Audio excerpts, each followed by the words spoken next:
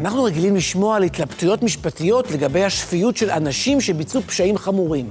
אנחנו פחות רגילים לשמוע על התלבטויות לגבי השפיות של עדים במשפט. בכלל, במשפט המודרני קובע החוק שהכל כשרים להעיד, מלבד יוצאי דופן בודדים. ההלכה לעומת זאת מנסחת רשימה של תנאים בנושא. אחד מהם הוא שעד שוטה הוא עד פסול.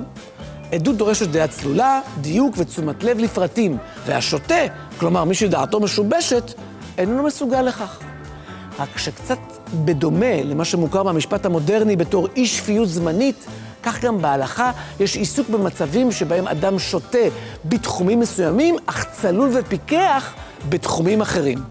הרמב"ם כותב שכל מי שנטרפה דעתו ונמצאה דעתו משובשת תמיד בדבר מן הדברים, אף על פי שהוא מדבר ושואל כעניין בשאר דברים, הרי זה פסול. כלומר, כדי להיות עד כשר, צריך אדם להיות בעל דעה צלולה באופן תמידי ויציב בכל עניין. מה יהיה מעמדו של אדם כזה בנושאים אחרים? על פי ההלכה, שוטה אינו יכול לקנות ולמכור או להתחתן.